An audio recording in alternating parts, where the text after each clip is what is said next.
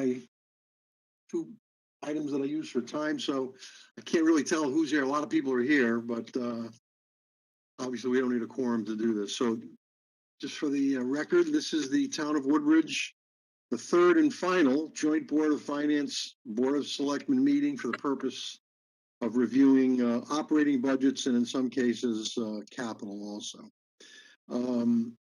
Okay, the first item on our agenda is the Woodbridge Board of Education, who has a update on their budget.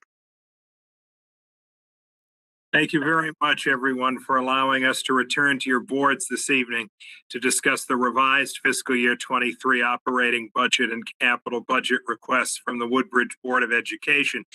Knowing that you have a busy agenda tonight, Board Chair Lynn Piazzik and I have collaborated in writing these remarks. We're both available to answer any questions you may have. When we presented last week, we spoke about the board's interest in continuing the excellence that has characterized Beecher Road School for generations. We believe that the Board of Education, the Board of Selectmen, and the Board of Finance share that goal.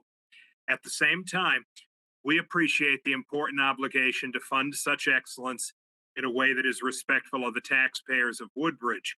Having heard your comments last week, the Board of Education met for 3 hours last Thursday and Friday to discuss and revise its earlier operating budget request. And I'm here to present the main elements of the board's revisions. There are 3. 1, based on preliminary rate developments, we've reduced our budget's medical insurance lines. 2, based on newly confirmed utilities rates, we have reduced electricity and heating projections. And 3, we request that 3 smaller building improvement projects, plus the removal of the oil tank on the Beecher Road School property, be moved to our capital budget proposal. These adjustments, plus some smaller operational adjustments, reduce our operating budget proposal by $670,984, and thus reduce our earlier proposed increase of 13.52% to a new proposed increase of 9.21%. In unanimously supporting this revised budget proposal, the Woodbridge Board of Education has asked me to note that they recognize that a requested increase of over 9% is unusual, perhaps unprecedented. The board does not make such a request lightly. However, our student enrollment is rising, our student needs are increasing, our contractual obligations are expanding. Our elementary school students, as I know you know, are our future, and in their most formative years, they've experienced significant academic, social, and emotional disruption due to the COVID-19 pandemic. So continuing the strong partnership that has characterized the Board of Education and the town of Woodbridge for decades, we urge you to consider funding the needs of our students and our staff as presented tonight. Thank you again, and Lynn and I are happy to answer any questions you may have.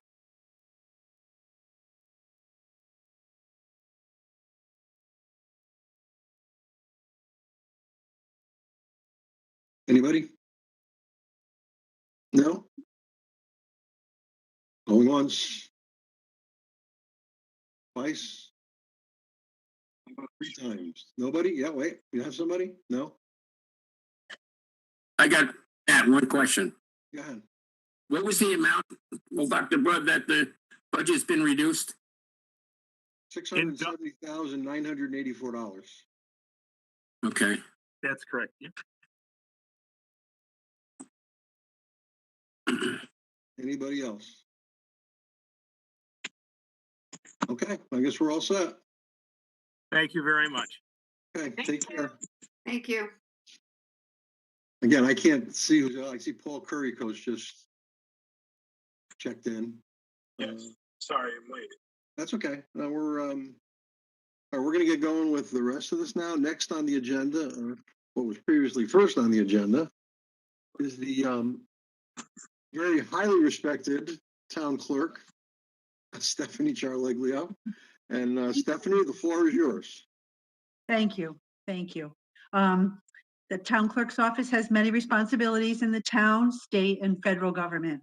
All our duties and fees are instituted and mandated by the state of Connecticut and the federal government. This office takes in over $1.2 million in fees for the town and the state. Each year, these monies are split up between the town and various state offices, public health, agriculture, revenue services, farm fund, state land preservation, etc. Our office does the work and the state cashes the checks. We are taking in more and more fees each year, which more than covers all of our costs and our staff and the work we do in our office. There are also many new laws and policies that are passed by the legislators every year. Last year, there were 166 new bills proposed just for the town clerk's offices. Luckily, many did not pass, but many did, which caused much more work for our office. We have tried each and every year to streamline our office, but because we are governed by the state and the feds, we must follow their unfunded mandates. Due to all these mandates and the town requirements for our office, we must have a specialized staff. It takes years of training, and our laws are constantly changing, giving us additional duties each year. In other states, the county clerks are attorneys, and in some towns in Connecticut, they are also now. It takes at least a year to train an assistant, and that's just for the basics. I've included a list of our duties in all the town and state and federal departments that we work with. I think that's included in your packet, I hope. Please take the time to look through this list. Our staff must be approved by the Secretary of State and Department of Health, Department of Agriculture. There's much law and liability that we are responsible for in our office.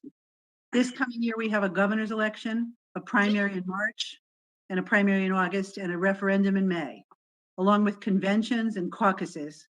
Also this year, there'll be a vote on the no excuse absentee ballots or early voting.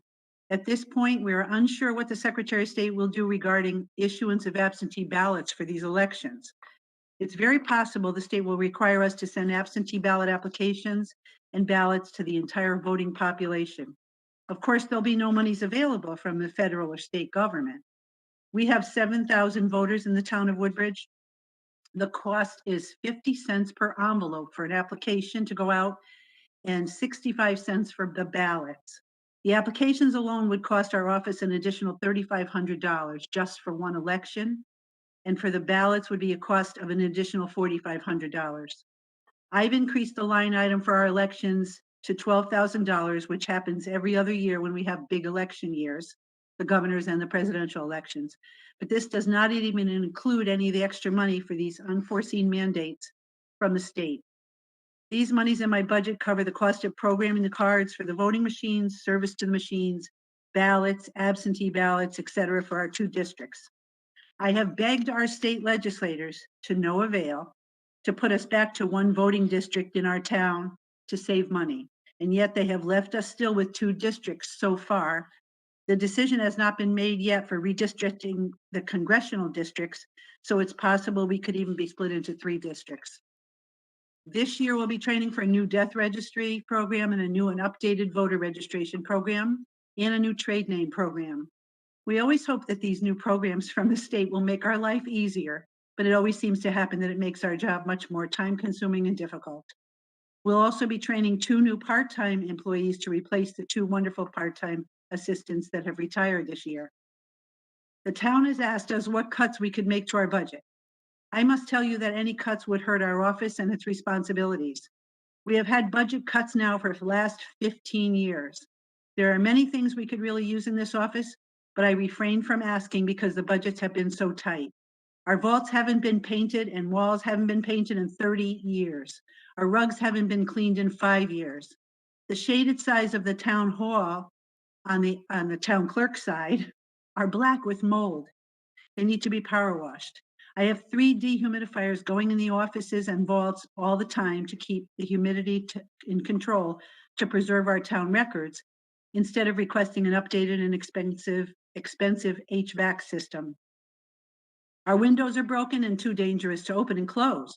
Our entrance doors are rusted and need to be repaired and made handicapped accessible, and I could go on. If you were to cut our budget, I would be forced to close our office 2 days a week.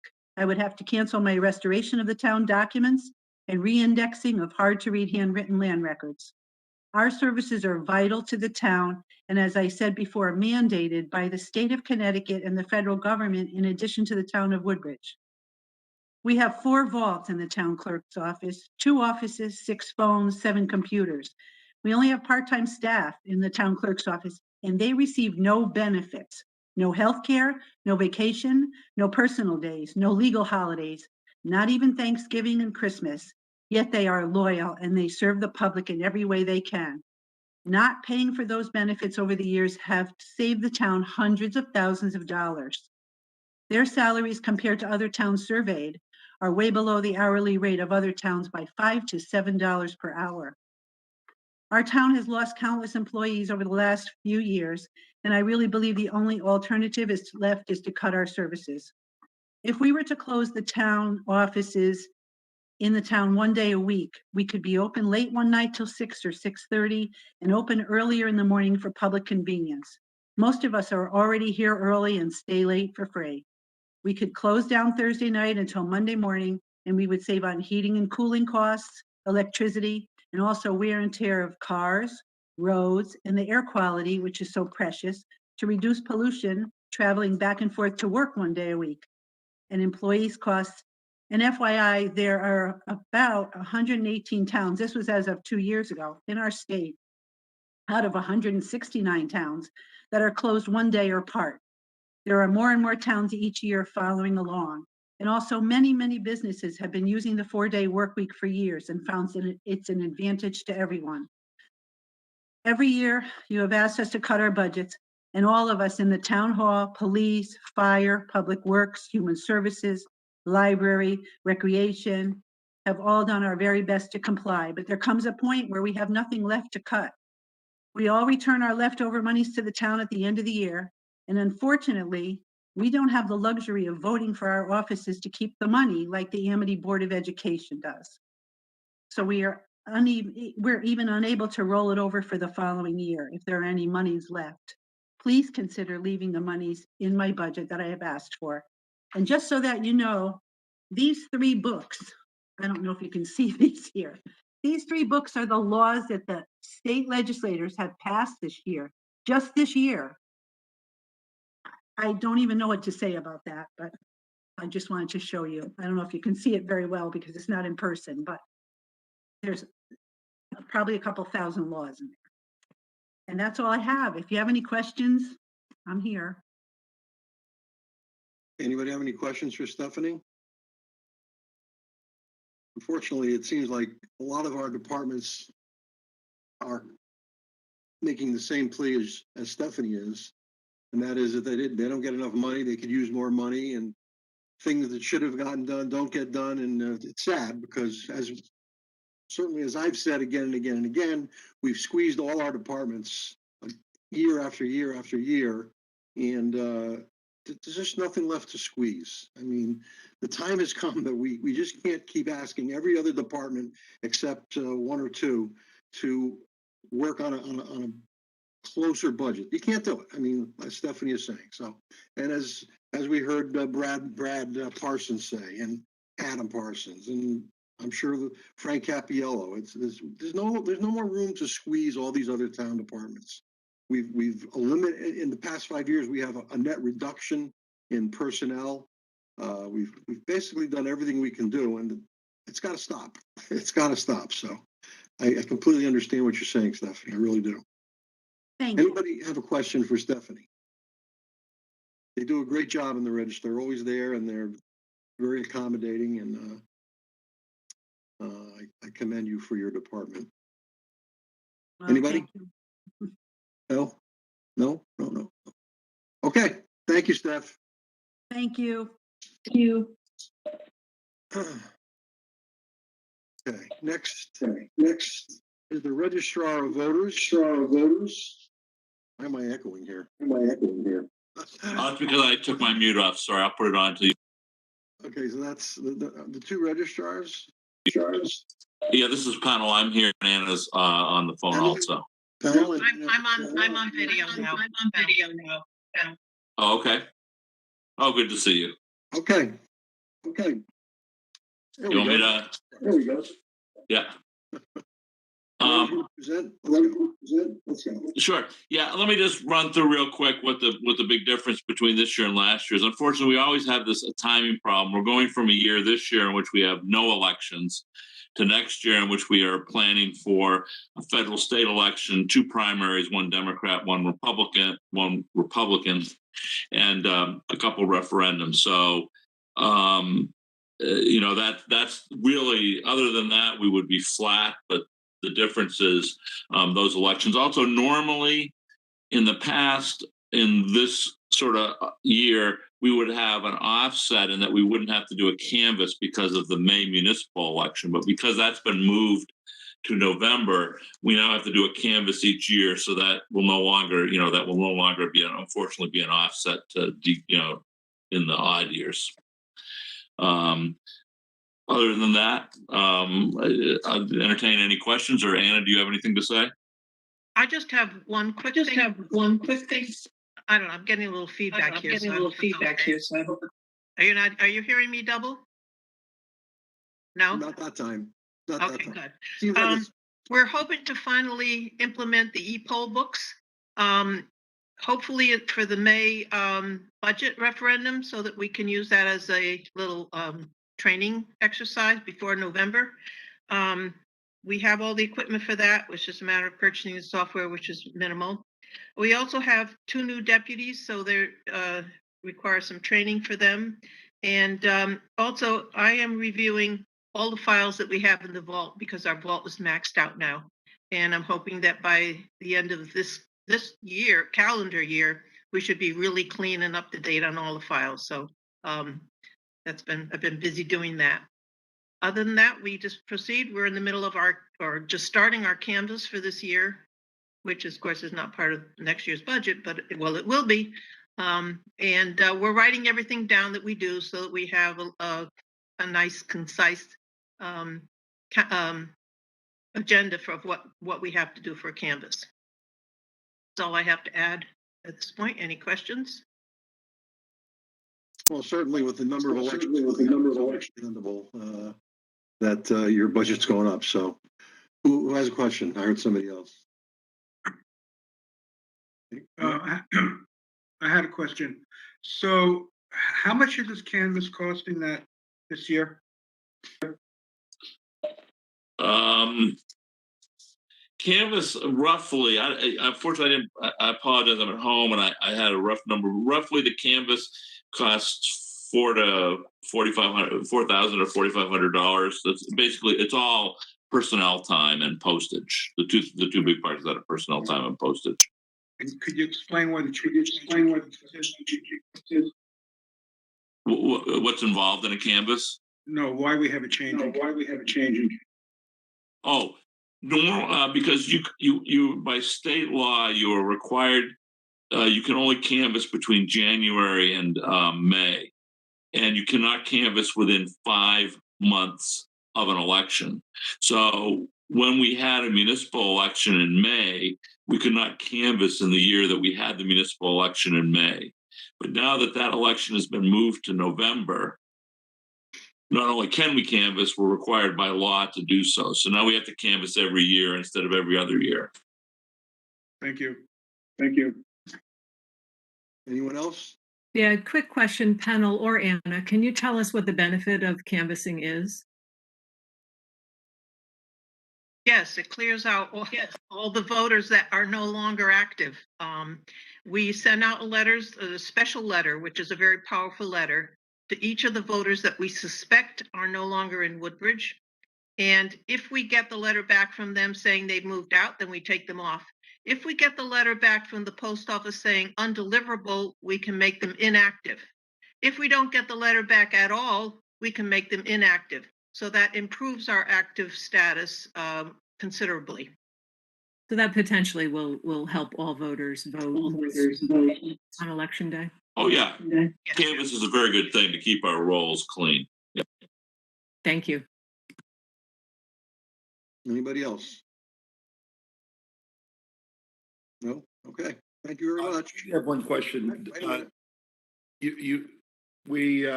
Do the inactive voters also receive according to Stephanie, if we go to an absentee ballot, do they receive the mailing also? No. No, they don't. Now, if they request it, then we will make them active based on the request for an absentee ballot. And of course, if they come to the polls, we can make them active instantly. So we're not really, disenfranchising anybody. Okay, anybody else? And panel, thank you very much.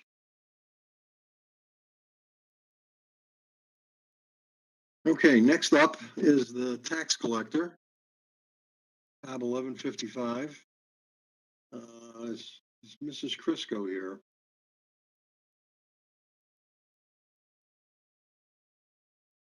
Yes, no?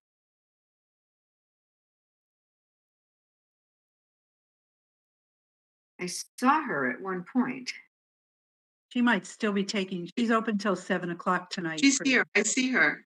Her voice isn't working. Yes, she is. Yep. Yeah, there she is. Oh, Oh, okay. It just went off mute. Okay. Can you hear me? Okay, yes, we do, Pat.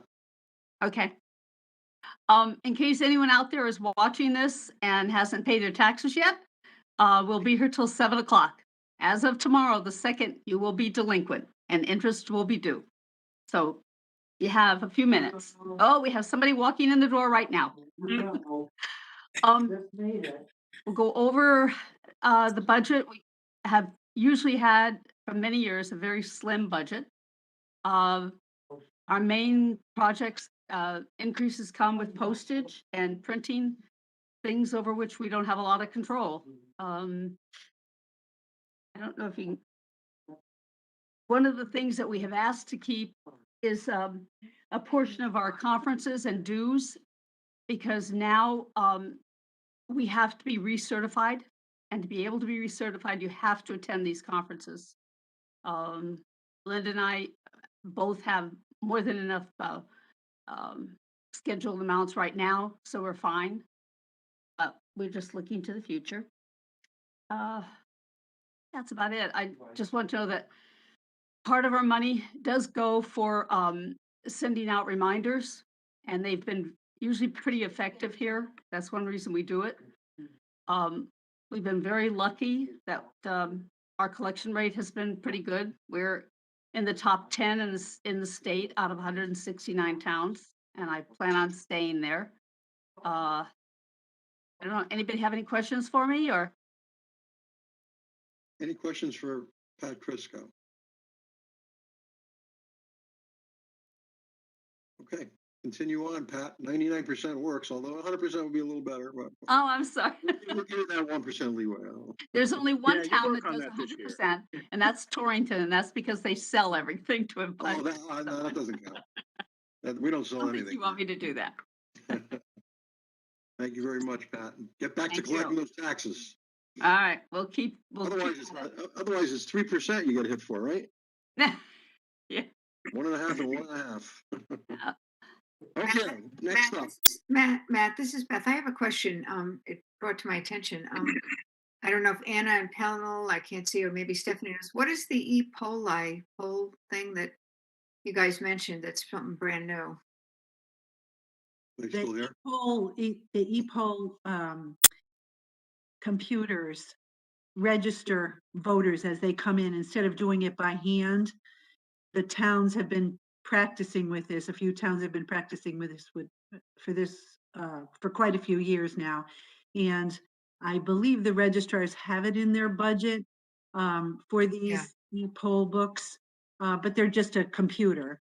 And they're able to register all the voters at the end of the night. They have all the information in them. So you don't have to put everything in by hand of who voted into the state system. It's already there. It's a pretty good system if we can get the state to work with us, but as usual, it's a little difficult sometimes. You might get home before 4 a.m. instead of, Right. right. Yeah. I remember those days. It was Jeanette, I'm sure. But then they spend weeks afterwards putting all of the voters into the state system, which the state requires them to do. So, Okay. Got it. Okay. Thank you. Thank you. Okay. Sorry, a little slow on the uptake here. Next up Thanks, is Matt. is the assessor and Board of Assessment Appeals. Good evening, it's Marsha. Actually, I saw you briefly. Where'd she go? There she is, okay. Yes, Marsha Benno, this is your first appearance before us, so congratulations on the position. thank you. Okay, The assessor's office, two-person office, and we're responsible for the grand list, which makes up roughly 92% of the budget revenue. We process real estate transfers, inspect building permits, process exemptions for veterans, homeowners, renters, firefighters, farm, forest, and open space.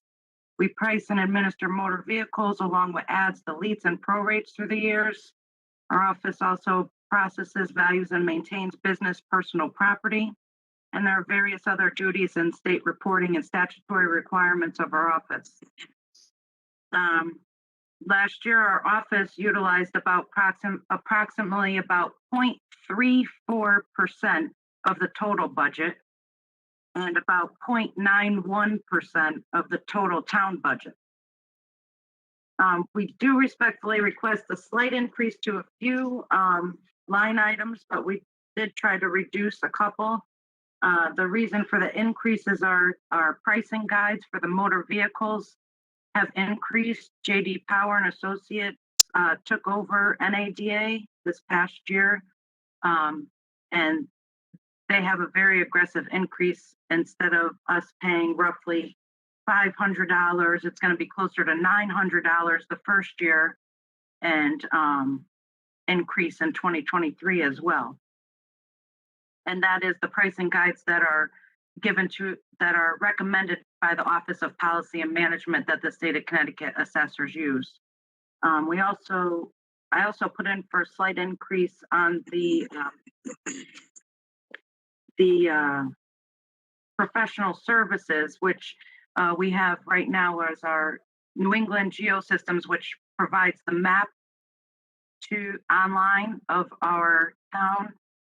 And this new company, NearMap, is a service that would provide us biannual flyovers of the town, which would assist in discovering unpermitted activity.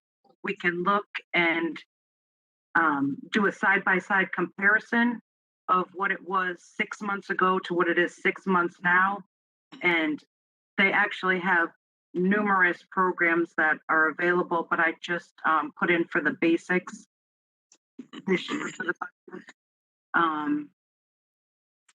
Other than that, I mean, we pretty much don't use more than we have to. We don't really have too much in supplies and certain other line items. The most important, of course, are the two salaries that are there because we both need to be there.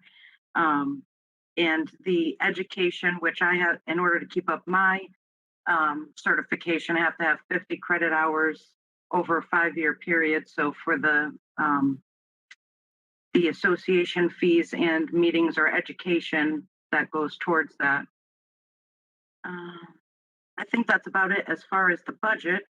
I just want to give you a little update on the grant list, which has increased from $1,126,187,579 up to $1,145,794,844, which is an increase of about 1.71%. The majority of that increase comes from motor vehicles. So the reason for that is during COVID, motor vehicle prices increased, especially on the older vehicles, because there was no motor vehicles, newer motor vehicles to purchase because of card microchips, if anybody had heard that. But overall in the state of Connecticut, from the towns that had responded, about 67 of the 168 towns responded, and all of their motor vehicle grand list has gone up on average 25% from last year. Town of Woodbridge went up about 15.36% on our motor vehicles. So that's just an update on my office and the grant list. Well, that's And certainly, I go to grant list is PAA. certainly, grant list is certainly good news. We haven't hit 1.71%, and I can't remember the last time. So I'm glad cars are more expensive. So, thank you for that. Anything else, Marcia? Do you want to say? Not on my office. If you want me to move to BAA, I could do that. Let's just see if we have any questions. Let's see if we have any questions on tax assessor. Anybody have any questions on the assessor budget? No? We can always come back. All right, what about, BAA is a flat budget, right? Right. BAA is pretty flat. They do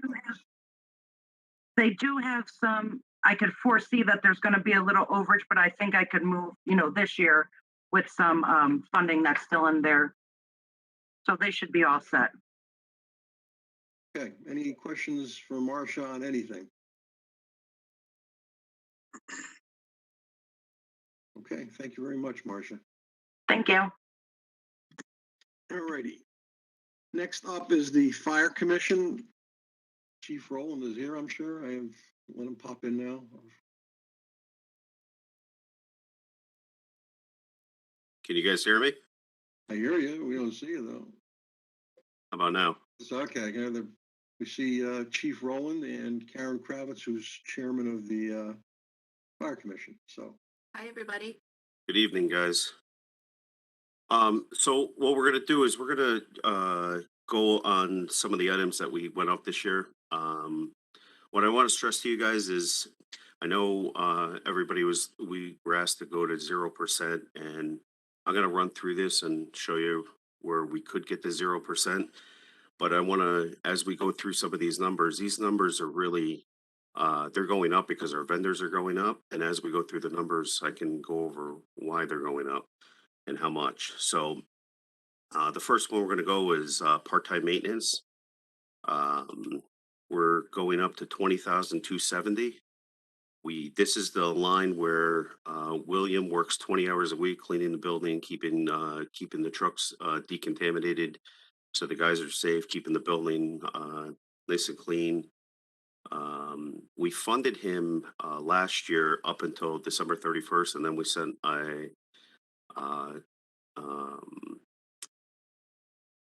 we asked to have it come out of contingency or another way to fund him the rest of the year up until June 30th. So we're looking to keep him on through that. I don't know where we're going to stand with COVID and where we stand with our new way of life, but that's where we're looking to be.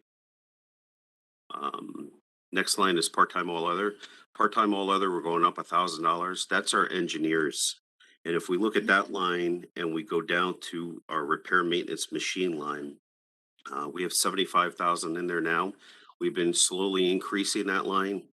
2 years ago, if we took a 3-year average, we were spending roughly $100,000 a year in that line. So what we were able to do is we went over our budget last year. We were able to cover it with some of the money that we had left over in other items due to COVID. So we were able to cover all of it, so we didn't have to come back and ask for contingency last year. But I do have to send out the thanks and to the engineers, because they are working hard to keep that number down as low as I can. And after talking to them, and we think 85,000 what we're requesting this year, we should be able to handle that for next year moving forward, which would be good. So that line covers all the repairs on the trucks and DOT inspections and everything else that we need that are required that we have to do. All the pumps, pump work, generator work, and everything else comes out of that line, along with CO meters and everything else. Medical expense, that's the line that we have to send all the firefighters for annual physicals every year. We've been at 33,000 for the last probably 5-6 years. We have to increase that to 35,000. Yale Occupational Health is going up 3% this year, so they give us a heads up. On top of that, also other supplies, consumables like the EpiPens are going up, along with some other medical supplies. So that's the increase of $2,000 there.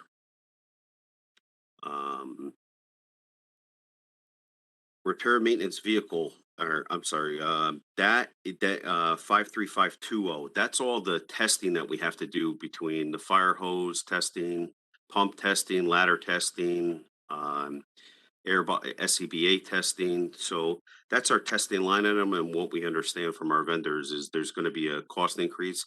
They're not quite sure on how much it's going to go up. I based it on a 3% increase, which is probably about right now. I'm hoping it's not going to be much more than that, but that's the number we would need to cover it. Repair maintenance building. So we've been at 33 for a while. We had a new building.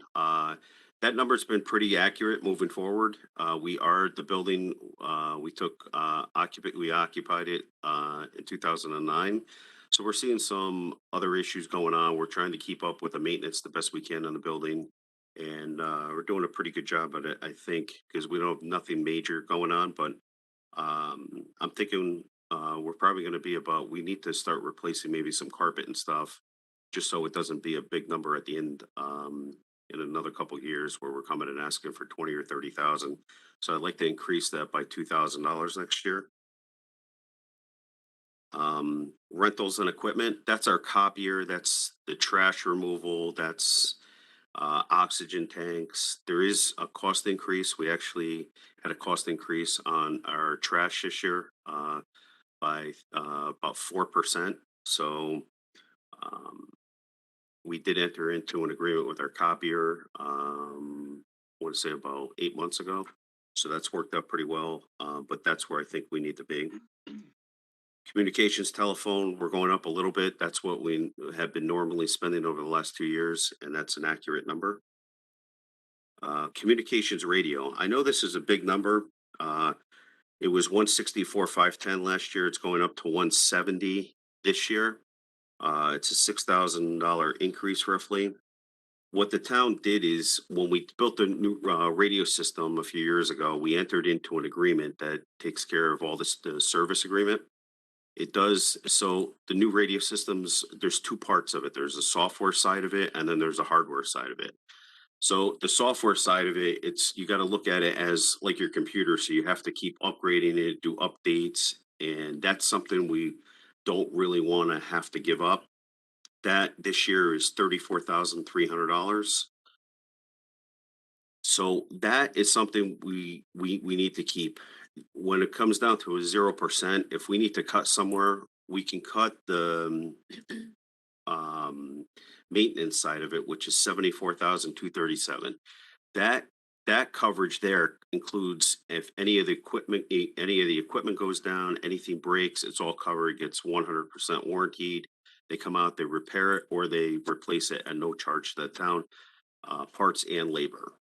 Now, that being said, if we were to eliminate that line to get down to actually below 0% for our budget, what that would do is the town would be responsible. So if we had to have Norcom come out and do maintenance on the system, or something broke, or there was an issue, we'd be paying time and material. So I don't know if we would be at that $74,000 number, depending if we have storms, depending if we have something catastrophic, if we had a bad GPS go down.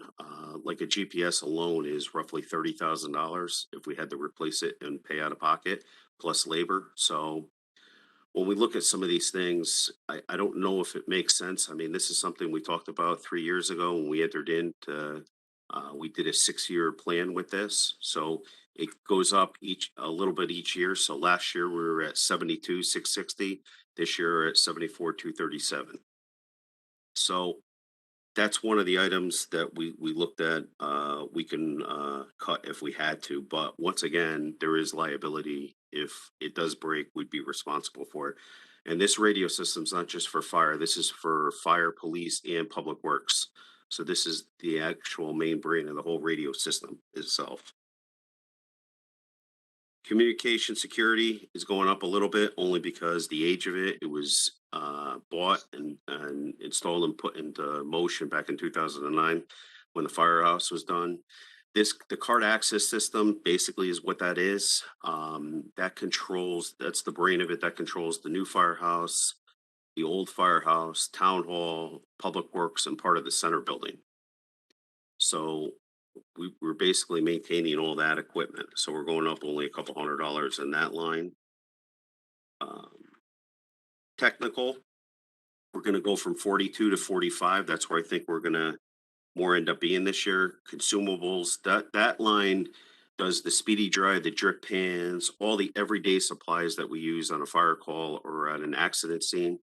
Supplies have gone up. And not only have they gone up in price, it's just they're extremely hard to get right now. As we all can see, if you go to order something now, we don't know when it's coming, and we're paying basically through the nose. We're trying to get the best deal we can, but we're just having a tough time on some of the stuff that we have to order.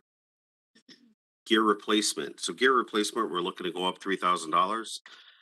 This line is actually, we have to replace fire gear every 10 years on an individual, because they say after 10 years, the fire retardant on the gear is no good and it has to be replaced.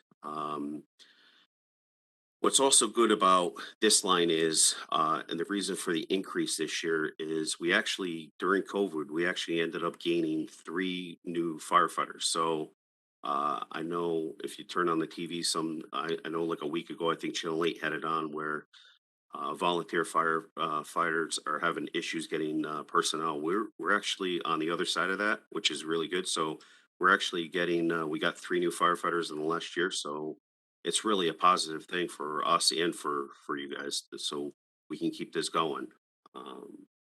But we do need to outfit them, and they need to be fitted for their gear.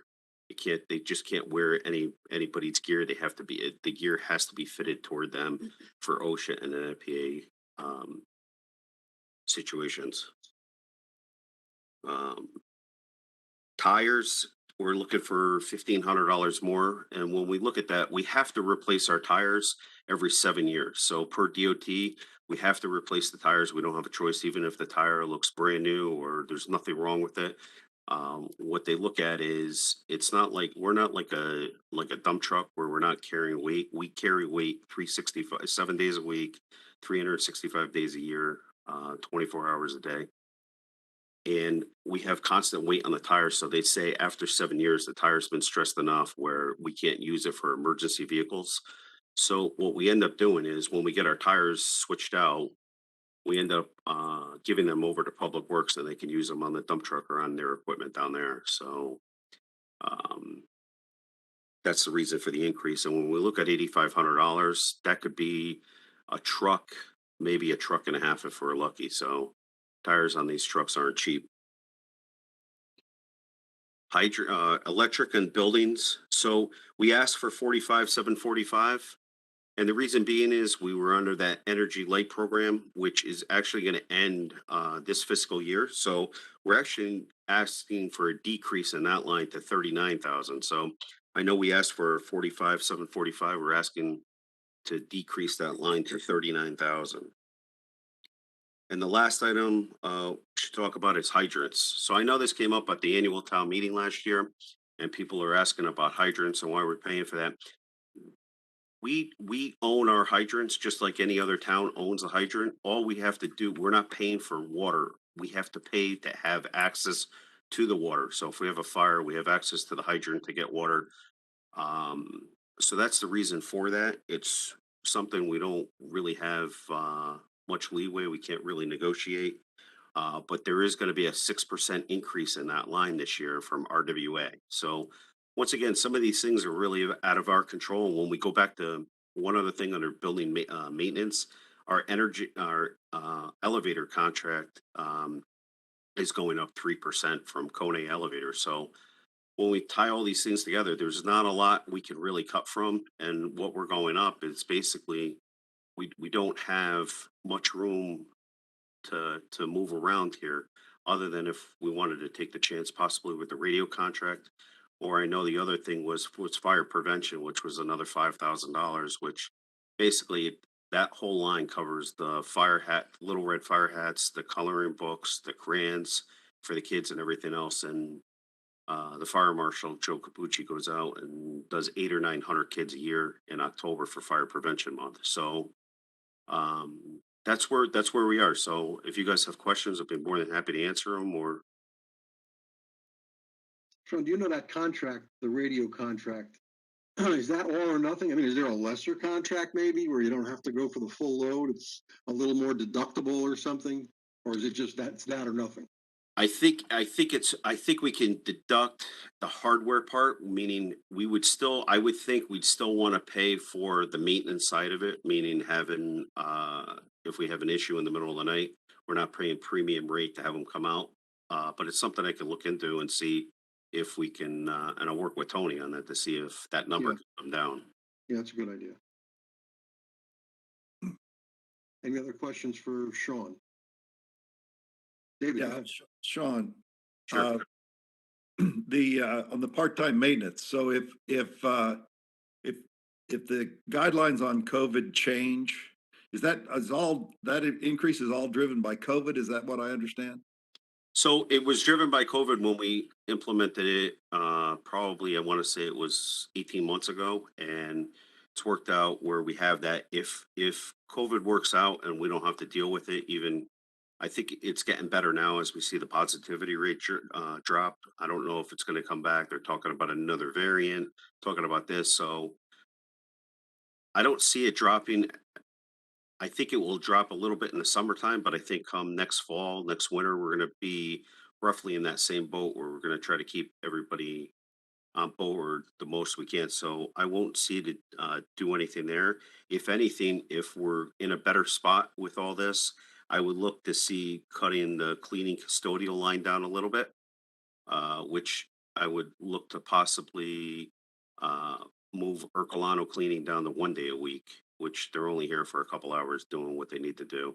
So there could be some cost savings, but I really can't tell you that right now. It's just like where we were last year, where we are this year. And could you tell me what volunteer incentives are? What that So line? yeah, volunteer incentives are, it was actually implemented, I want to say probably about 30 years ago, maybe a little bit more, where it was to it's more as an incentive to get people to join the fire department and stay with it as a volunteer. So basically what they would do is, depends on their years of service, they would get, it's like a bond out of it. It was a US savings bond before, and US savings bonds really have become a thing of the past. It's more of it's like a little mini retirement deal. It's recruitment retention, basically.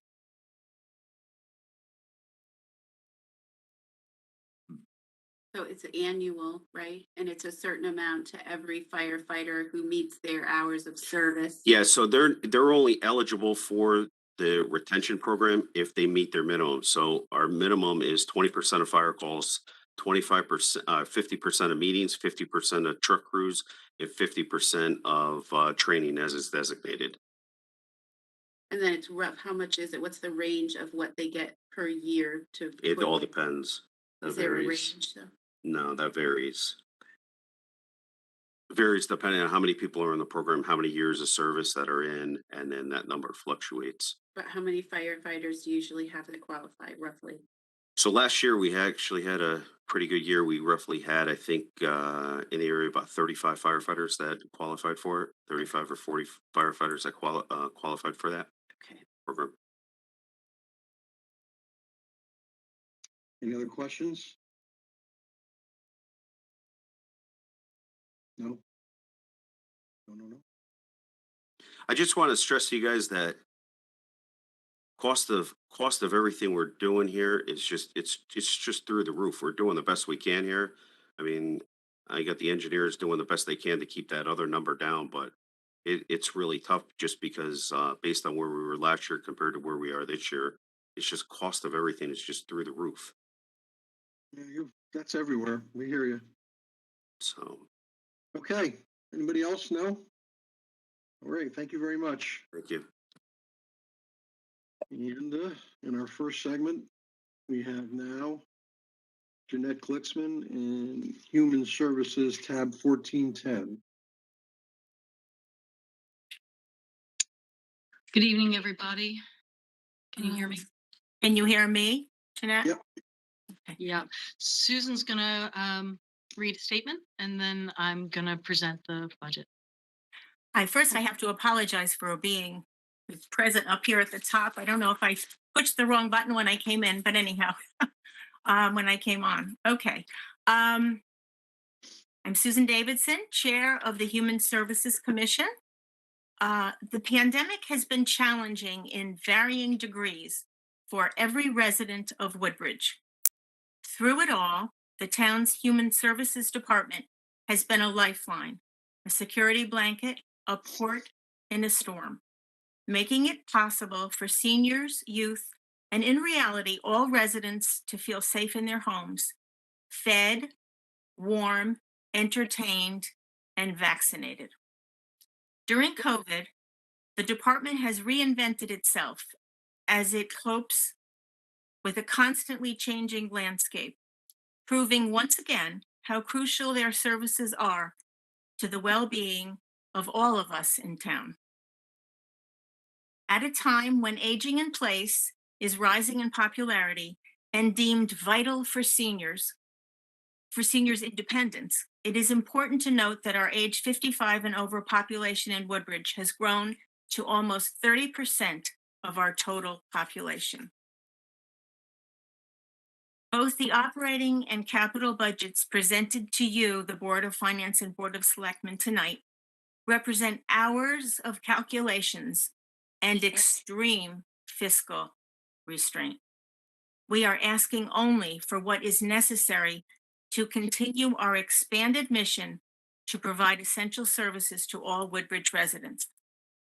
We trust that you will fund our budgets in their entirety. In closing, I would like to take this opportunity to say how pleased I am that the urgently needed and long overdue completion of the final and largest phase of the renovation to the Woodbridge Center, funded with a steep grant and state bonding money, is beginning with bids going out soon. Thank you. Jeanette's going to present the budget. Thanks, Susan. So I feel silly going over all these numbers because I know I have already given you the letter of transmittal, but I think it's important to go over what we've done, what we've accomplished. The FY23 budget compares very favorably with the FY22 budget. The FY22 budget request minus the projected revenue was $482,978, whereas the FY23 budget request minus projected revenue is $471,586. This is a savings of over $11,000. This is not the budget that Matt asked us all to prepare with a zero increase. This is our actual budget, so it is an more than $11,000 decrease. Considering the salary increases and the additional fees required by QVHD membership, we are quite proud to present a budget which has a significant decrease. The Human Services Department provides a lifeline for this town's residents in need, providing food access to the food insecure, access to local agencies for services and healthcare, providing fuel, assisting with electricity, transportation services for the elderly, infirmed, and disabled, as well as access to information services, vaccines, boosters, COVID testing, homebound services, and navigation of state agencies. Most services are provided at no cost, and the programming aims to be cost neutral with small fees for participation. Much of the work this department does comes through revenue, donations, grants from the local community, the state, and some federal funds. Please take a moment to look at our second page of our letter of transmittal to see our grant totals, which are over $300,000 last year. This budget includes a 4-hour per week increase for the senior services social worker. Currently, it's just 20 hours per week. It's difficult to imagine a single part-time social worker covering the needs for an entire town. The social worker has seen a consistent increase in caseload. She covers all adult cases, not solely seniors. Her caseload fits mainly into 5 categories: food insecurity and fuel assistance, seniors aging in place, health and wellness, counseling and mental health services, and crisis intervention.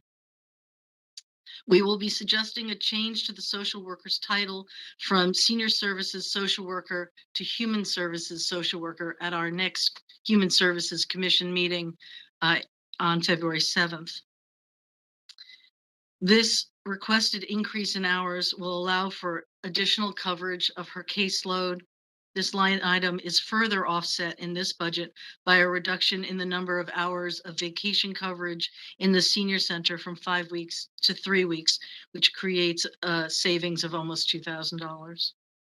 The senior center's programs and publicity line item 54710 and general professional services 52100 increased by $3,000 each, which is due to planned increases in programs and participation in the newly renovated senior center, and an increase in the popularity of the frozen delivered meals. The increase is completely offset by additional revenue and contributions. See 154100, 45900 for revenue. Revenue is increased due to a small increase in fees, coupled with very generous sponsorship from local businesses. The line item for social services, 54,750, will decrease in its entirety of $500, as the new resident assistance fund will cover those services for families experiencing emergencies. Repair and maintenance, machine equipment, 53,510 will decrease by $500, as there is less wear and tear on the kitchen equipment at this time, since we get frozen meals delivered.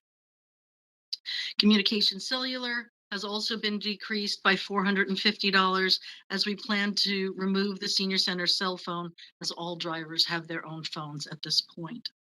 To sum up, we've really taken a deep dive into this budget to focus the town's resources on the areas which benefit the residents in the most critical areas. Let me know if you have any questions. Matt, this is Beth. Could I ask a question? What is the total department request? I have here 505161. Is that Yeah. true?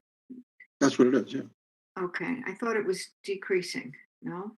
Well, no. I think what they're saying is, if you look at what the salary increase is, it's 393, and the overall increase is 369. So obviously, the other accounts have to have a decrease. Got it. To get it down. Okay. Jeanette, just to let you know, I did not ask for 0% budgets. We always ask you for the best budget you can come up with. The Board of Finance said, let's ask them if they had to get down to zero, what they would cut. I certainly don't expect you to come in with a zero budget. I've always felt that the Human Services Department does a phenomenal job in this town. And I'm sure this year it's got to be harder. I'm sure there's a lot of hardship out there. So with fuel oil much more expensive and food much more expensive. So I just wanted you to know that. And it's becoming more and more apparent to me anyway, that to ask our departments to go down to zero is grossly unfair. So we will be talking about all this. Well, I don't think I could say it any better than Stephanie or Brad did. I think you fully understand what the departments are going through. Yes, absolutely. Thank you. Matt, I just want to point out that, capital item. Well, yeah, they have to do the capital item, but I just want to also mention that they have also increased their revenue budget by $12,000. So if you take the increase in the revenue offset against the increase in expenditures, it's only a few $1,000s that the budget actually impact on the town. Right. That's why I make that point. Yep. Yeah. Thank you, Tony. Okay. What about the capital now? So the capital, the chairs needed for continued use of the senior center and requested for several years have not been resubmitted, but rather have been added into the renovation of the senior center project. The department has also removed the HVAC for the senior center and center building gymnasium. We're grateful that the project can be funded with federal funds from the American Rescue Act for HVAC. The senior center will cover the design of the HVAC for the senior center, and that will be included in the renovation project. The car received from the police department in 2020 has a substantial number of miles on it. Currently, this 2007 vehicle has over 173,000 miles on it. Maintenance issues are a serious problem as the car has spent more time off the road in the last 3 months than driving seniors. The department will need to replace that vehicle sooner than anticipated, and therefore we've moved the request to FY23. The senior center's transportation program and meal delivery program are vital to the continued well-being of those most affected by the pandemic. Woodbridge's older and most vulnerable residents deserve these services, support, and programming that meets their needs to keep themselves healthy and living independently in their own homes for as long as possible. A new vehicle is critical to the success of both the transportation program and the meal delivery program. We'll hope that we can receive new funding for a vehicle and maybe skip this hand-me-down program that doesn't seem to be working with the police department, because we just got that vehicle in 2020 and the vehicle is really in disrepair. You know, and likewise, we rely on the Public Works Department garage to maintain the vehicle, and with, you know, just one mechanic and how much work they have getting ready for storms, they just don't have time to be looking at our vehicle. So, you know, we are really hoping that we'll see that request granted. In 2026, the department will request matching funds for a 5310 grant for another van request. We have gotten, luckily, 2 5310 federal 5310 grants in the past, and just about every 10 years or so we replace those vehicles. So this would be about $15,000 on a $70,000 vehicle that we would get, and that would be the matching funds. And the carport, which had previously been requested in FY22, has been pushed to FY28 as other department needs seem to have been prioritized. Thank you. Okay, any questions, anybody? Nope. Thank you very much. Thank you. Good luck in the next hour. Yeah, we'll be okay. All righty. Next up is the Public Works Department, tab 1310. Is Warren in the house? I'm here if you could hear me. I hear you. Okay. Well, the first 5 line items in our budget are basically to do with salaries, and everything is contractual. So those lines all represent the increases accordingly. I should point out that we have had a reduction in manpower, so we are working with less staff and have been doing so for more than a year. So keep that in mind when you're looking at these numbers. A lot of the budget is staying the same throughout, but I'll point out the highlights of where increases are represented.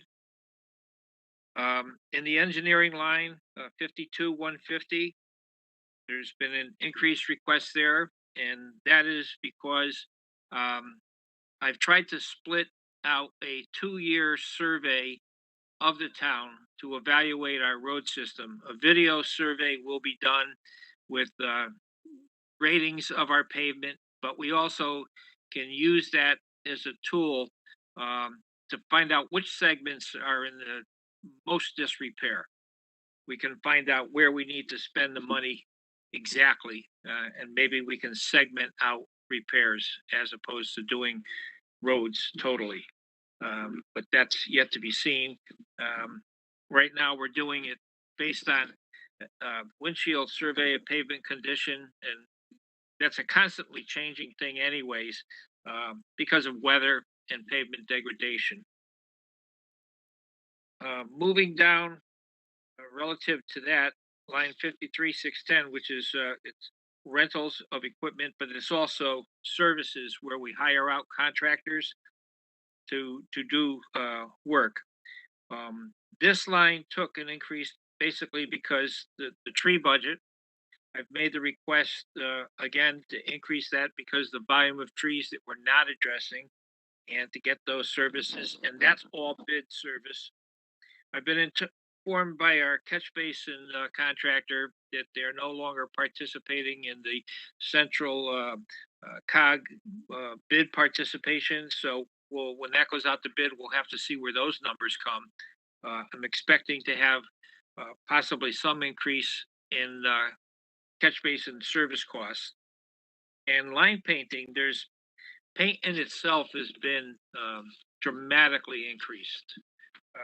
We are using for centerline striping and most of our symbols epoxy paint, which can last up to 5 years, depending on the weather resistance and abrasion from the plows and things, traffic.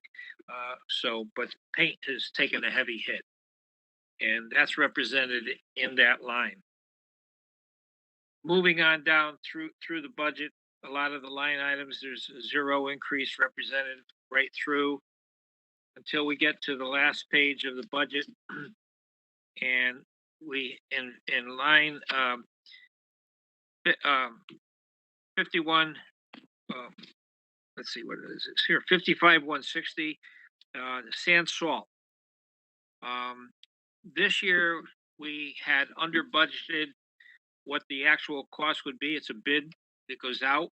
I actually had no bid for untreated salt, and I tried to solicit quotes and got no response. So we were stuck with using treated salt. Treated salt went up almost $17 plus a ton. And we are using product. This year's all the storms, we had a little over 12 storms, not including incidents of ice and other things. And those, we've actually met our annual consumption of product. So we have to inventory product in order to treat the roads. So I've represented the cost of the treated product as what the bid was this year. And I had the untreated had no change, and that reflects the price of 2 years ago. So I don't know where that will be. But it does have a representative cost increase in the overall budget based on what we're actually paying for product. The next line would be road maintenance, 55,170. That's all basically asphalt product related, whether it be coal patch or hot materials, and obviously our other products broken down in that line item. We're just paying more for delivery services and product. And everything else in the budget to the end of the budget stays the same as it was in previous requests. Okay, any questions for Warren on the Public Works budget?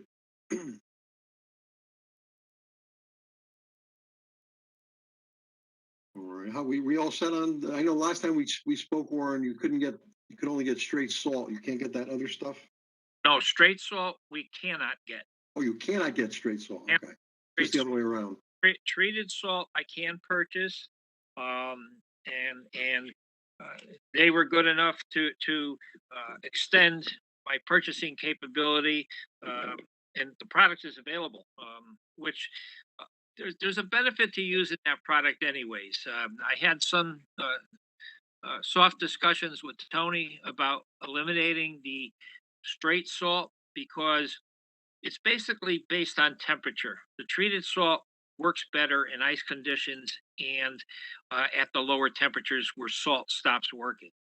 It also leaves a residual on the pavement that is beneficial for several days, where you might see the white sheen on the roads. A lot of that, what the state uses is a brine, but they're also using other chemicals to get their roads de-iced and basically snow or ice free.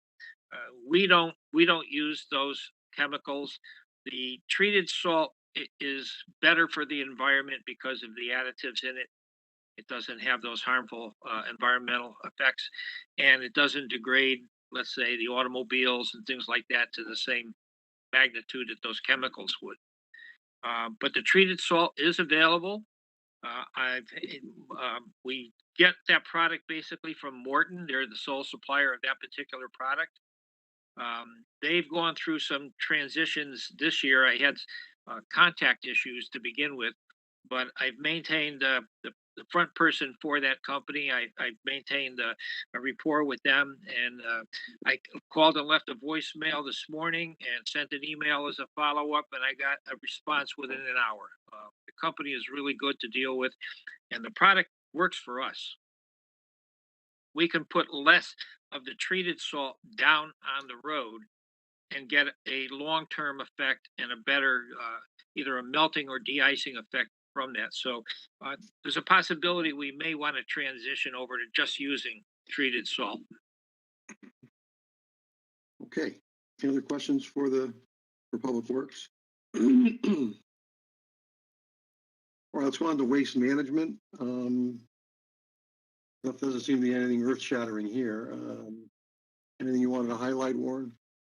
Well, the big things again, we have two men. We thought we were going to replace one of the persons up there shift and have a new employee up there, which that's not happening. The two employees that are up there are going to stay there for now. And so there's a shift in the salary cost there because the old budget request represented a replacement at a starting wage level. That is not the case here. We have two longer term employees, and that's why you see the budget line the way it is. Going through, you will see some, both the MSW and the recycling, you'll see increases there. There's tip fee cost in there built in, and contractual costs for the hauls themselves, the disposal, tipping of the containers from the transfer station. A lot of material is cycled out of there, and I don't think I'm not sure when the contract ends. I think we're going through this year and possibly next year with the contract. But the costs right now are what's represented. The actuarials of the halls are broken down on the sheet. I didn't see any major shifts in those line items. Everything else in the budget pretty much stays the same. There's our disposal costs. We're hoping with the changing in the fee requirements for bulk that's going to level out our costs.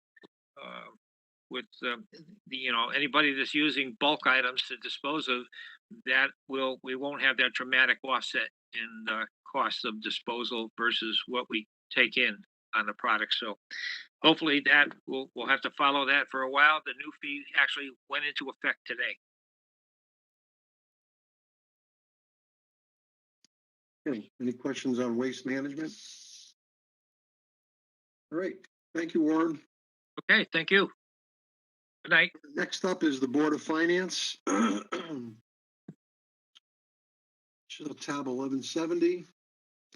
Of course, that's our budget, and the biggest item in there is contingency.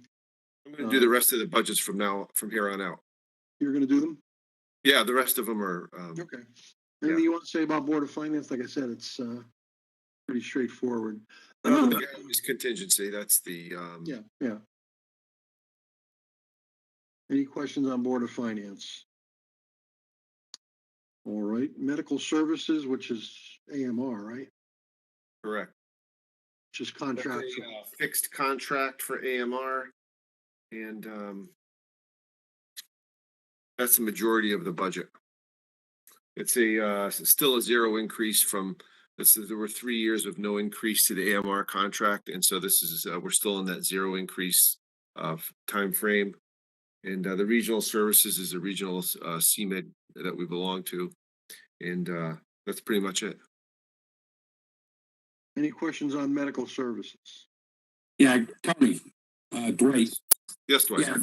What about the CMED we've been talking about? Has there been any more talk about maybe changing to another?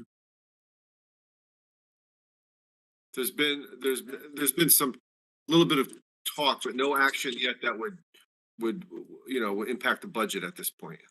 Okay, no, yeah, I understand that, but I was just wondering if anything has been happening on that, that's all. Okay, animal control, pretty much the same. Why don't you just run through that, Tony, for people who aren't aware of what exactly that is? The town is part of runs an animal control operation. We have 2 animal control officers and 3 kennel keepers that are part-time. The town is in runs the operation, and Bethany and Seymour pay a fee to the town for a proportionate share of the budget. So the budget here in total for the animal control operation, including, this is probably the only budget that has benefits in it because we charge the other towns, so we want to make sure the other towns pay their share of the benefits for the animal control officers. So as you can see, the total budget for the animal control for 23 is 265. That's in a sheet that's in your book. So 265, 287, that provides coverage for all 3 towns. The Woodbridge portion of that is 115,000. So Woodbridge pays 115,000. Let's see, I got the rest here. Second. Bethany pays 56,000 and Seymour pays 88,000. And that's based on use of the service, and we also have a small amount for animal control fees and donations that are accepted by the operation. We used to be part of a 4-town animal control. It was a 4-town body that ran the operation, but when that dissolved, the town took over the function, and mainly because the facility is in Woodbridge, the town now pays for all the expenditures and then charges the other 2 towns. We do look periodically for other towns to join, and when we do have that opportunity, we will bring that forward. Derby used to be part of this group, and then they left, and we brought in Seymour to replace them.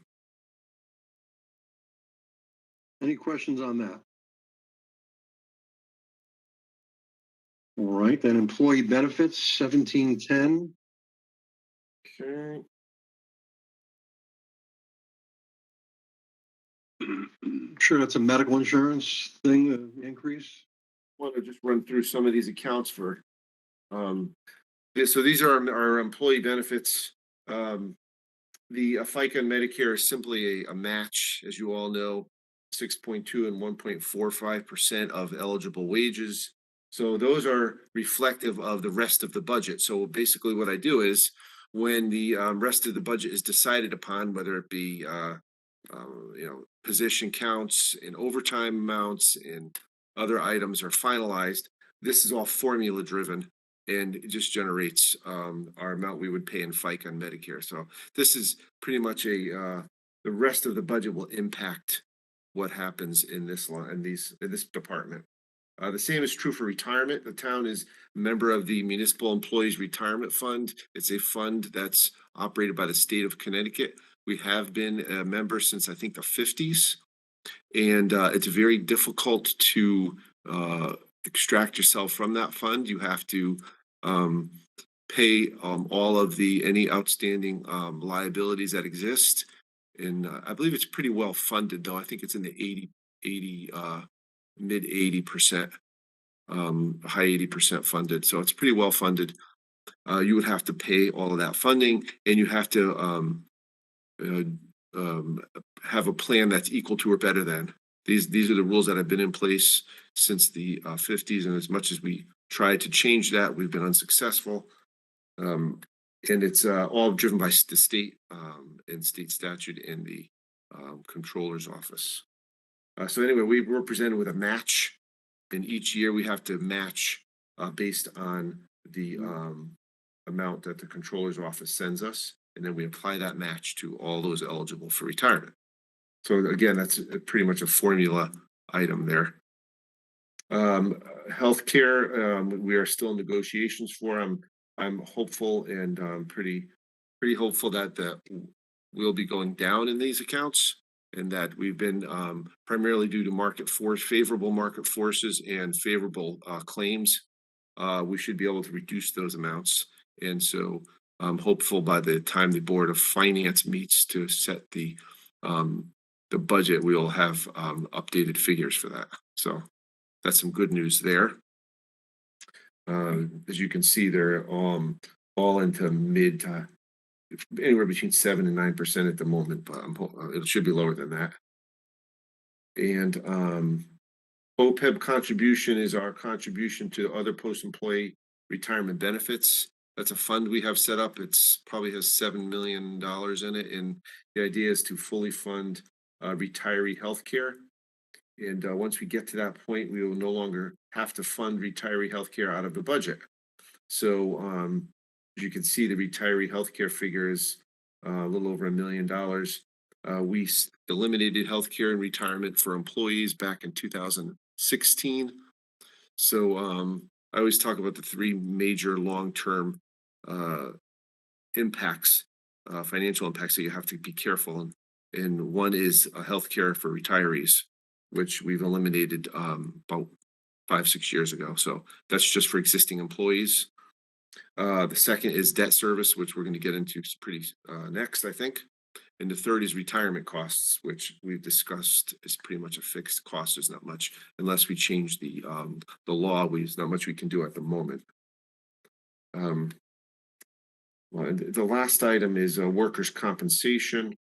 That's bid out every year also, and so I'm hopeful that'll also go down as we get closer to the end of the fiscal year. Okay, any questions on employee benefits? Of course, Board of Education is not in here. The Board of Education carries their medical insurance in their own budget. Right, these are the benefits because you have control over these benefits, as I indicated earlier. Whatever actions you take in the budget will control the cost of these benefits.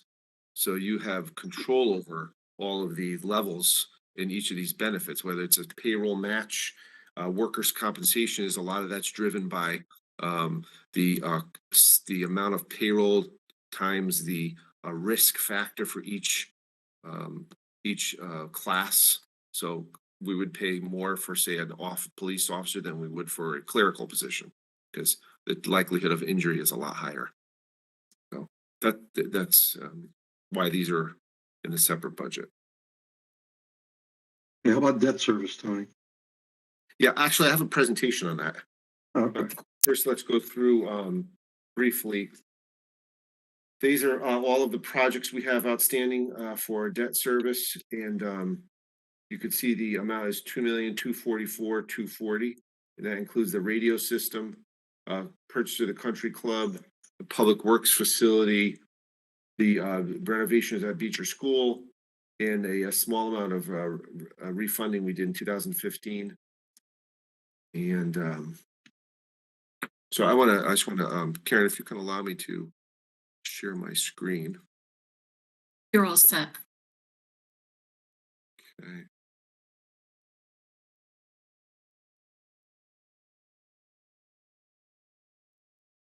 Hope you can see this. I'm going to see if I can make it bigger.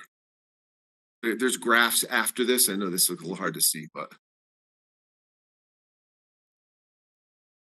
So this is and I will send this out to the board so you can have a copy of this.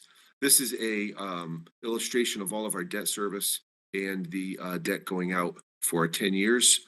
So you can see the thing I want to mention was you'll see that the 2,244,000, just to give you a sort of framework of how this works, are the projects are on the left here. So you can see all of our projects. Beach renovation was done in 2 issues. There's a refinance from 2015, which is essentially the firehouse. That's what's remaining in that refinance. The radio upgrade from 2019 and the purchase of the country club. So if you can see, those are all the town's existing bonds. Also on this schedule is the Amity overlapping debt service, which is our percentage of Amity's total debt service. And we apply the percentage of the budget that we have to pay, and we apply it to their debt service, and that's how we get our overlapping debt service. You can see, and then finally, I always like to put in a future possible debt issuance. And so that's here. And I know after doing this for a few years that sometimes the projects come along that you did not anticipate. So you always have to plan for some sort of future borrowing event. You can see here in 2025, the firehouse is paid off. So that drops our debt service down in that year. And then in 2030, the radio is paid off. And then the country club is actually paid off in 32. So that's the last year of that debt service. This is a graphical illustration of that. This is our existing debt service. So you can see it graphically as the same information as here. And then layered on here is the impact of future town debt.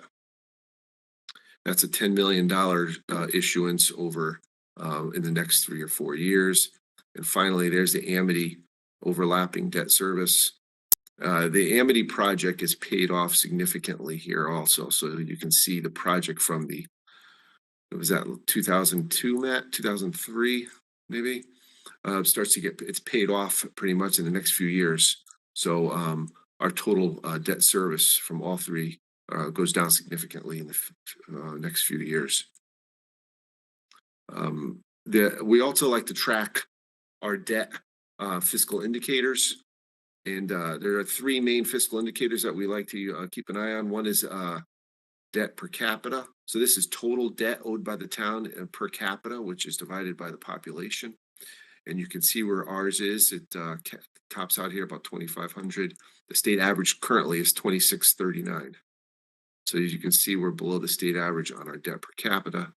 This includes the town's direct debt and proposed debt, as well as the Amity overlapping debt. Let's see.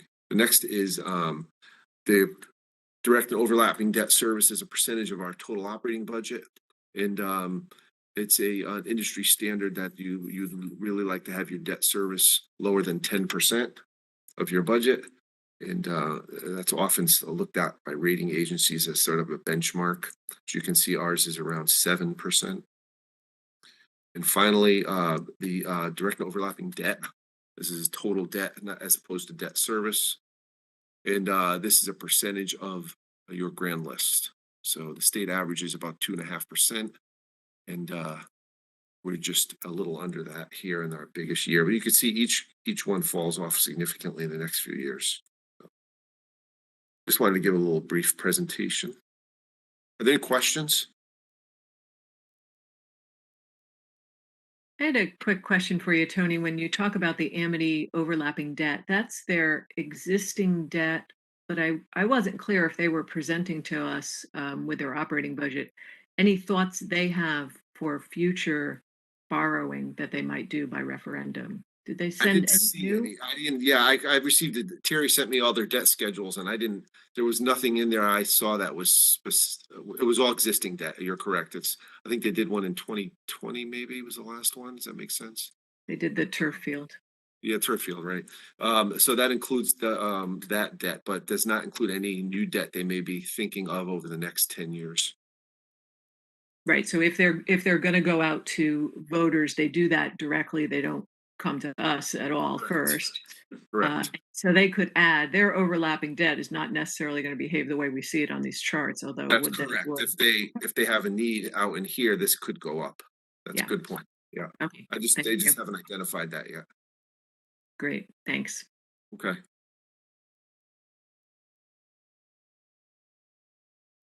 Just to clarify, Amity's debt is recorded in Amity's budget. I know you're mentioning overlapping debt, but the debt for Amity is in their own budget. It's not in our budget. I just want to point that out. Tony, you want to talk about revenue? Yes. The chart handed out, and I just want to go through our revenue for a moment. This is all of our non-current tax revenue. So in other words, these are the revenue items that we use to offset the what we need to raise in taxes. So the first section is non-current tax revenue. That includes prior property tax revenue, delinquent interest and lien fees. That's at $295,000. That's been pretty consistent over the past few years. As Matt indicated on our tax collection rate, it's also generates a pretty consistent delinquent interest amount. The second is intergovernmental revenue. I pretty much left that the same as last year. The one change is that the Woodbridge Board of Education has indicated in their budget in a higher amount for special education excess cost grant, which is up from 70,000 to 194. All the other items we'll have to wait and see how the governor's budget comes out, I think, in the next week or so. And then that'll give us an early indication as to where the rest of these grants are. And we just follow that process through. We tend to budget those conservatively so that we don't have any problems if they're cut last minute. A lot of times the state will not set a budget until after our budget process is complete. That's very problematic for towns that rely on state aid. We do not get a lot of state aid in comparison. So I usually get pretty conservative there. The next section is department charges. And these are all department charges that were each department put in their request. With the exception of the school resource officer, which is from Amity, that's their what they pay for the resource officer in the police department. It's $113,621. The rest of these are a lot of these were put in. Each department would put an estimate of what they think they're going to collect next year. I'll review each of these with the department and make adjustments as necessary when we go through the next phase of the budget process. I think the big increase here is in building permits, which we've been talking about the last few meetings, and also recreation fees. The Recreation Commission anticipates pretty much a full operation next year. And so that's historically before COVID where they had been with their collections. The one wild card here is transfer station fees. That's really how the bulky waste fee increase will impact our revenues. So I'm hoping by the time, and I'm not sure if by March we'll have an idea of where we think those fees will be, but they could conceivably be much higher than $100,000. Interest income is somewhat of a wild card. I know there's an anticipated rate increase in the next month, which could help to increase our interest income. And so we're just going to stay on top of that and see if we can use our best estimate on that issue. Finally, on other revenue, there's two more sections. Other revenues. These are other revenues that don't fit into another category. And this is where our annual, there are two major items in here. One is our annual fund balance appropriation. The other is Amity surplus funds. The Amity surplus funds is what we receive from Amity as surplus funding. And then we, the board has historically used that to offset taxes in the next year's budget. And the other item is the fund balance appropriation. This is where you decide how much of your fund balance you want to use to offset your budget. You whether you increase it or decrease it, or is basically how you regulate the size of your fund balance. In some towns, where their fund balance is too low, they actually put an expenditure in called, to add to fund balance. We don't have to, that issue. I just want to make the point that when you have to carefully decide that because you have to regulate what your fund balance is. If you put in too much, it could start to decrease your fund balance, and you have to be at least cognizant of that issue. And finally, the last item is police private duty transfer in. That's what we receive in revenues to offset private duty costs that we have in our benefits. It's pretty much a one-to-one relationship, and we charge. Plus, there's a user fee that we charge, an admin fee. So we charge for FICA and Medicare and pension costs to the companies that use private duty, as well as an admin fee to cover any clerical time and other costs that we have. So that's what that line item is. Okay, any questions for Tony on the revenue? Okay, well, we've heard all the departments and their requests, and I just want to correct the record at this point, just for people who heard Board of Education's initial presentation. They did cut their operating budget by $670,984. However, they transferred $93,600 to capital. So in essence, they really cut $577,384 from their request, which would probably mean that their actual request is more than 10%. I just wanted to correct that. The other thing I wanted to point out to everybody, don't forget that when you're looking at the budget, $661,463 of our debt service is for Beecher Road School. So that's another amount of money that we pay, the taxpayers pay for Beecher Road School. So again, I believe the Board of Selectmen are going to be meeting in a week or so. I don't know exactly when. February 22nd. February 22nd? Okay, to consider the budget that we are going to present, that you're going to present to the Board of Finance, and then we meet somewhere the early part of March 2nd or 3rd. And again, at this point in time, with what we've seen and presented, as you saw, it's not workable to even consider the budget requests in total that we've seen, unless we just want to raise the mill rate by some ridiculous amount. I have an update on that for you. Oh, yeah. So what I did was I took the revised Board of Education request. I reduced their operating budget and increased the capital for the amount that you mentioned, the 93,600, and also added the grand list of increase of 1.97%. And so the expenditure increase is 10.2%. The tax increase is 10.4%, and the mill rate increase is 8.3%. Okay. So at this point in time, will be 8.3% tax increase. That's the mill rate increase. That's the mill increase, which is the tax increase. Matt, it's Beth. I just received a note from Susan Davidson. She asked that I correct one thing in the Human Services presentation. Sure. A minor thing, but she said she just wanted to make sure she said that our age 55 and over population in Woodbridge has grown to 37%, not 30%. Okay. So she just wanted to make it that's a pertinent number, that it's up to 37% of our old age population. So it's very important. I told her I'd let everyone know. So we'll be getting together after the Board of Selectmen send over their recommendations to us. The Board of Finance will be getting together, and we'll see. I mean, this is probably, I'm going to say, the most difficult year I can remember. The requests are much higher than we can possibly afford. And obviously there'll be cuts. There has to be. I don't think anybody wants to see their taxes go up 8 or 9%. So I wish the Board of Selectmen good luck, and look forward to seeing your requests to the Board of Finance. In the meantime, once that comes to us, I will meet with Tony and converse with Beth about what we're going to propose in the way of the budget we're going to present at the preliminary budget hearing in April sometime. So good luck with everything, everybody, and stay safe. Thank you. Good night. Good night, everybody. Good night.